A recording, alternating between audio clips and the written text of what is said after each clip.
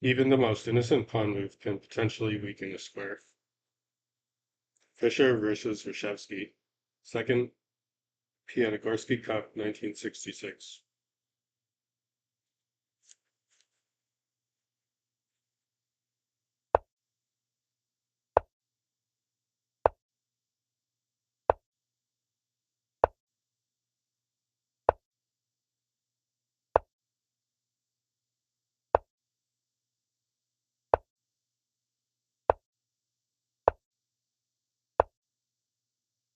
This perfectly reasonable move, which gains queenside space and attacks white's bishop, is the main line of the Ruy Lopez. But as good as it does contain some potential flaws. Quite often white will hit it with a2, a4,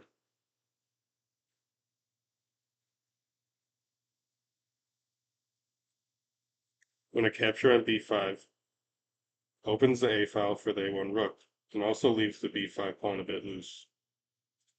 The other potential, though rarely seen, flaw is the c5 square. This pawn can't protect it anymore.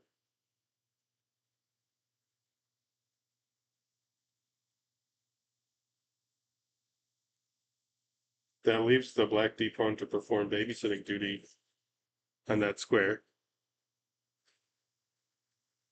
And if it dares move to d5 later in the game, then the c5 square suddenly becomes a gaping hole.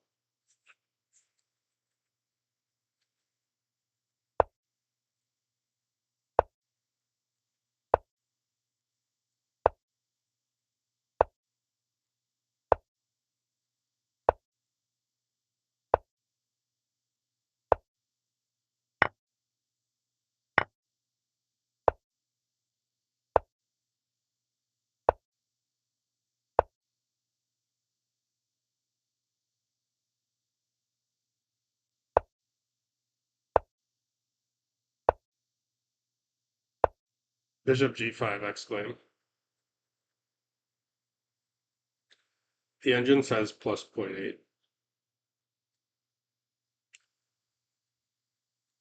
White wants total domination of the c5 square. Since the e7 bishop was protecting it, white hurries to exchange bishops and leave c5 bereft of protection.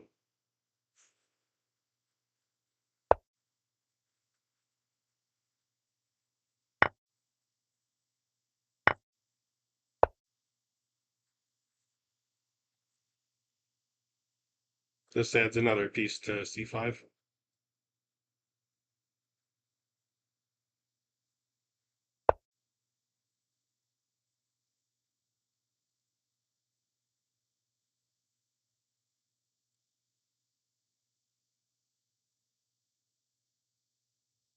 White has an advantage in space in the center. Black has a majority of queenside pawns, but it's crippled since an eventual push to c5 would simply hang material.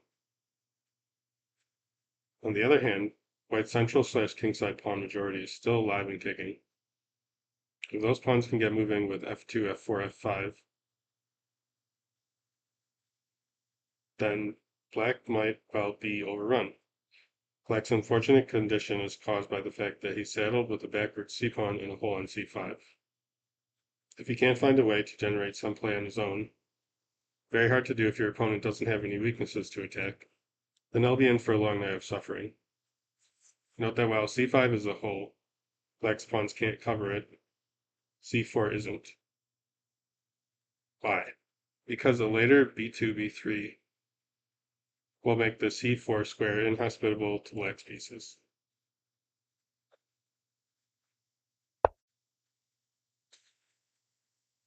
Bishop takes c2 is played in the game. Worse is queen c8.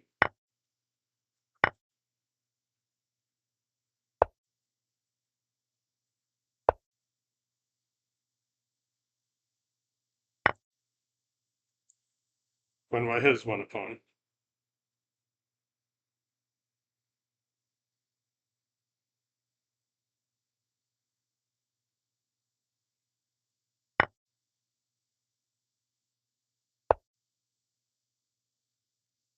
Queen d2, exclaim. This is what black missed. White is also better after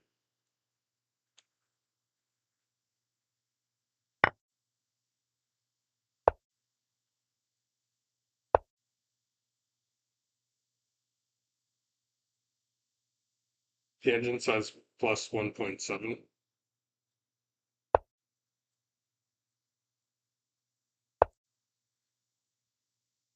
Here the engine says plus 1.9.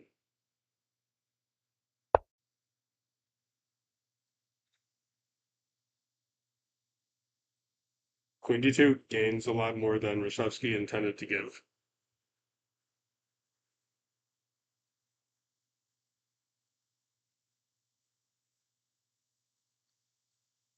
Queen's hit, the knight's hit, and the knight is defending the bishop, which is hit twice.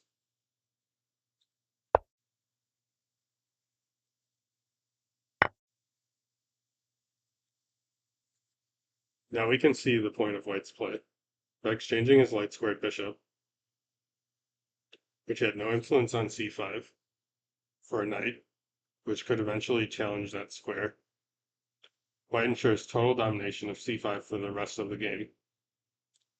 Even if black manages to exchange his remaining knight for white's on c5, rook will take its place and pour agony down the c-file, and white doubles or even triples against c7.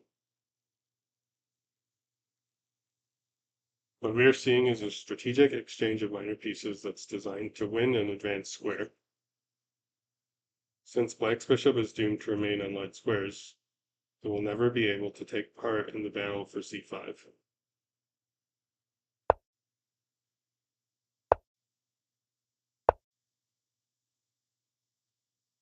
Alternatively,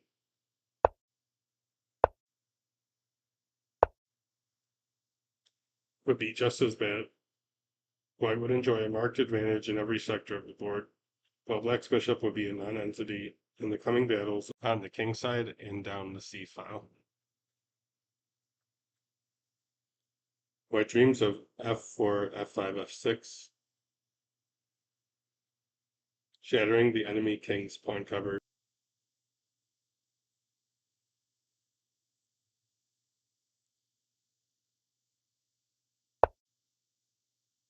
So bishop g6 was played. The knight on the rim isn't always grim. This is a good move that frees the f-pawn and also eyes the key f5 square. It's important because white would eventually like to push his pawn to f5.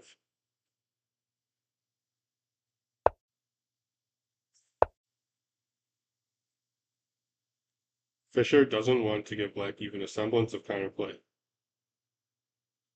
Indeed, if you can keep your opponent passively placed and waiting for the eggs to fall, then it's usually a good idea to do so. Nevertheless, instead of queen b3,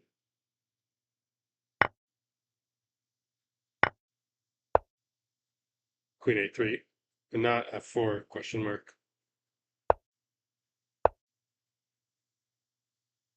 When the bishop is suddenly a great piece.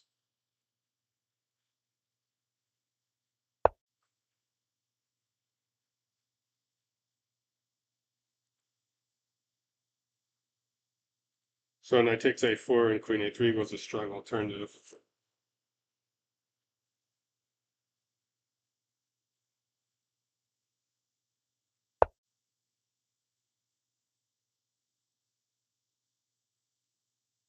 So rook b8, but also possible is c6.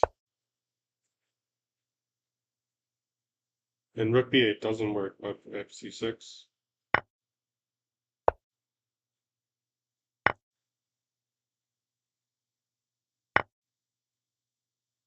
Is a better try, since threats such as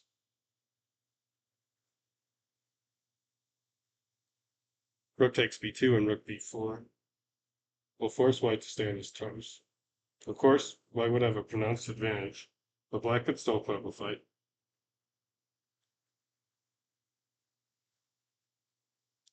The engine says plus 1.5.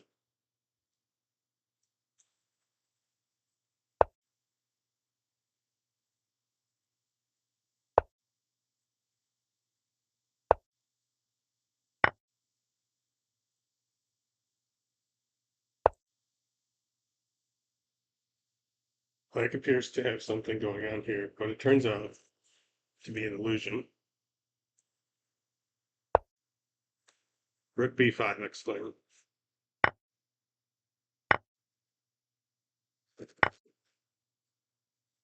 Instead of rook takes b2, also possible, is c6.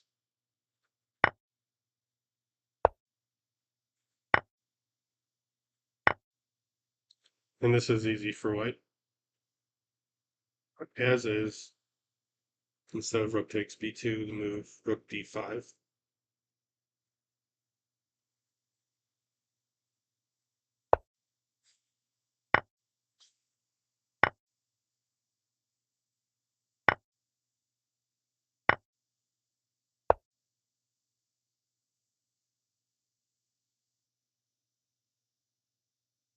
So here, when knight takes g6, followed by e6 or d6, depending on how black plays, will prove devastating.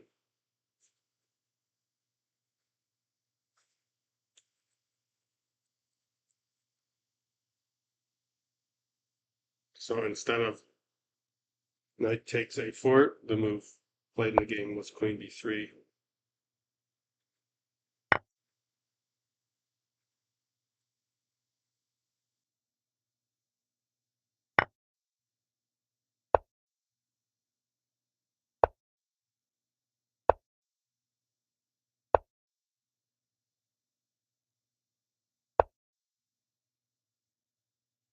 Extremely ugly. Nobody wants to turn their own bishop into a tall pawn. But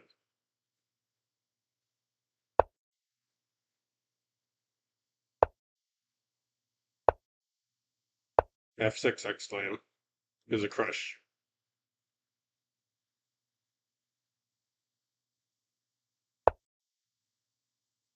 Alternatively,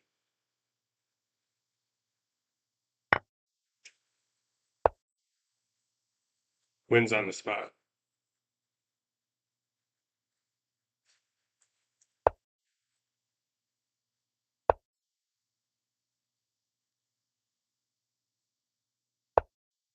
Queen e3 is also very strong.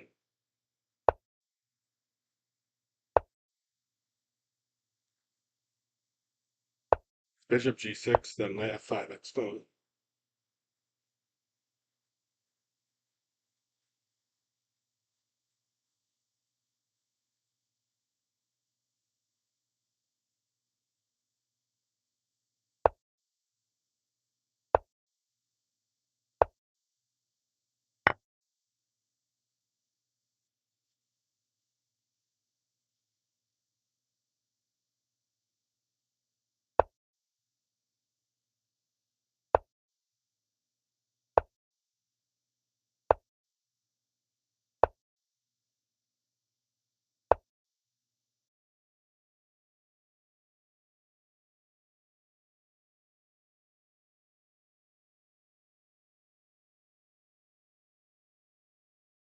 Turning black's queenside into a steaming mess.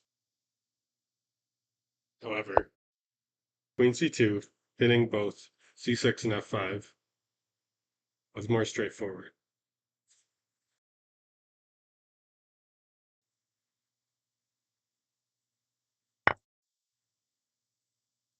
Alternatively, b4,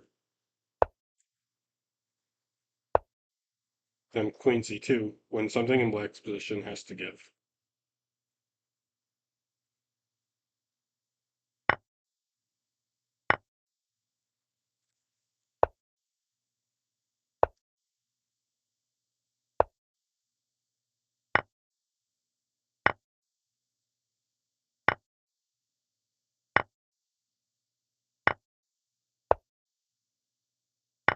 Rook takes g6 question mark. This has always been accepted as being decisive, but it turns out to be based on a tactical misconception. Correct was queen d6 exclaim. Rook d8. Rook takes b2 leads to A quick mate.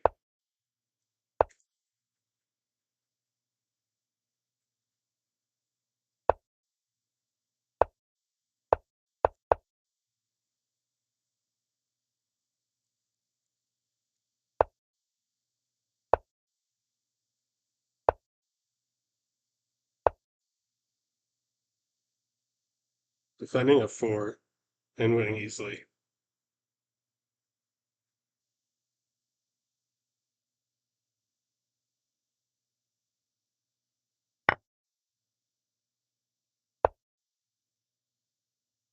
Worst is queen takes f4.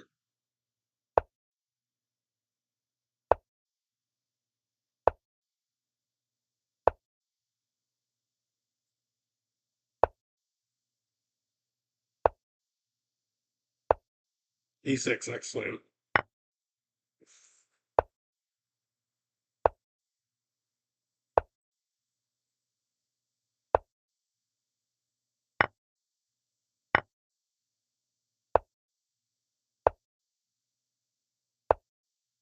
And it's over.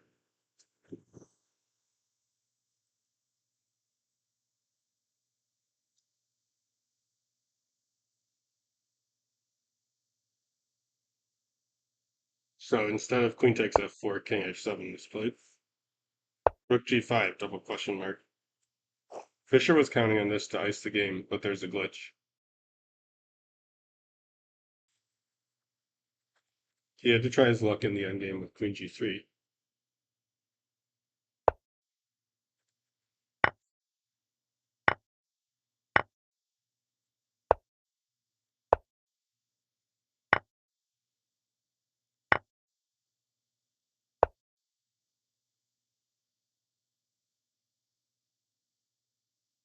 And the engine says plus 1.8.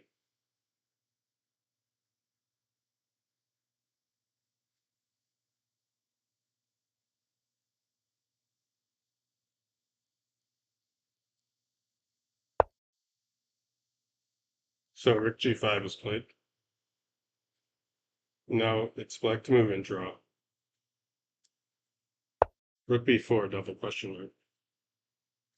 Both players and all the annotators until the present have considered black's position to be resignable. However, he can force a miracle draw by queen takes f4, exclaim.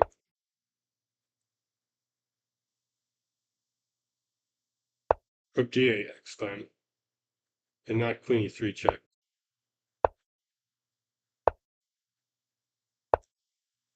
Which wins for white.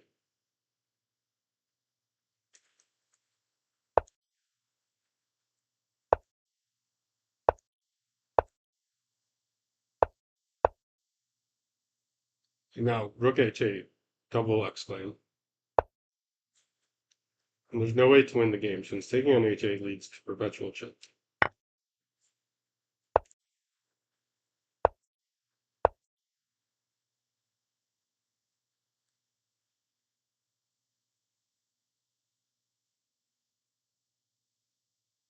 Draw.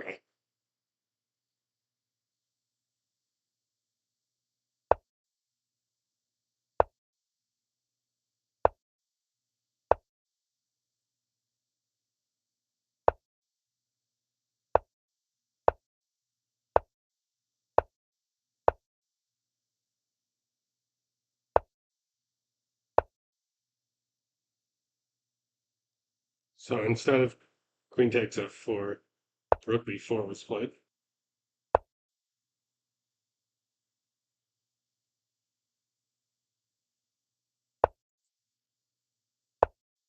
G3 exclaim.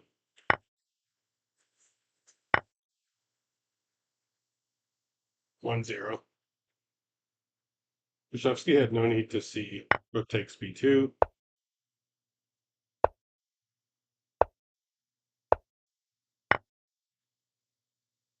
Mate.